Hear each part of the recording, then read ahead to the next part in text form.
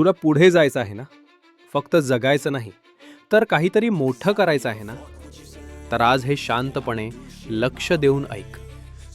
आज जे लोक यशस्वी दिसतात ना, ते कुठून तरी वरून आलेले नाहीत. तेही कधीतरी शून्य होते. फरक इतकाच आहे, ते थांबले नाहीत. एकदा एक साधा मुलगा होता. वडिलांकडे ना पैसा ना ओळख. येमेनमध्ये पेट्रोल पंपावर काम करणारा तो मुलगा स्वप्न बघायचं मात्र मोठं बघायचा. तो मुलगा म्हणजे धीरूभाई अंबानी. परिस्थिती कठीण होती, पण विचार स्पष्ट होता. आज रिलायन्स म्हणजे भारतातील सर्वात मोठ्या बिझनेस एम्पायरपैकी एक. का? कारण त्याने कधी स्वतःला कमी समजलं नाही. आता दुसरं उदाहरण ऐक.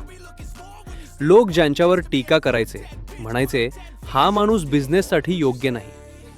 अपयश आलं, निर्णय चुकले, पण त्यांनी हार मानली नाही. तो माणूस म्हणजे रतन टाटा. आज टाटा ग्रुप म्हणजे विश्वास, मूल्य आणि लाखो लोकांचा रोजगार.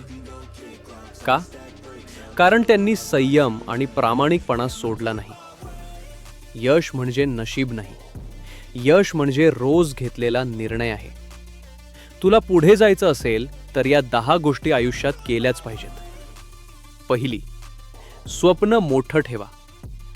धीरूभाई अंबानींनी भारतासाठी स्वप्न पाहिलं. दुसरी, वेळेची किंमत ओळखा. यशस्वी माणूस वेळ वाया घालत नाही.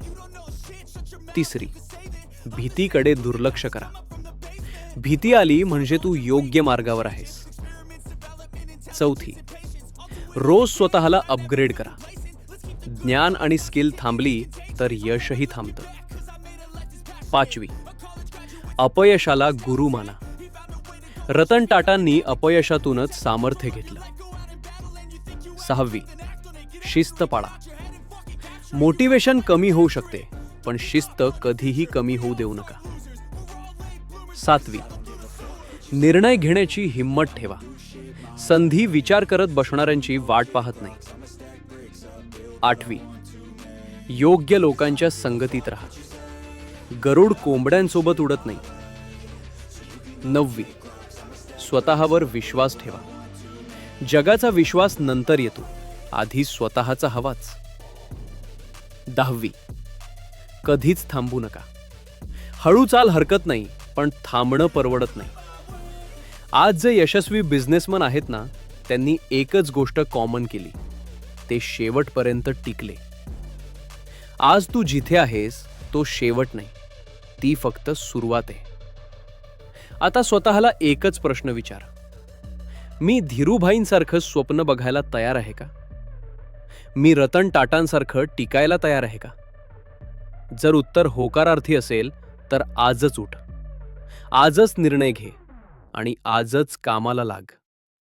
कारण यश कुठल्याही खास माणसासाठी नाही, ते हार न मानणाऱ्यांसाठी असतं.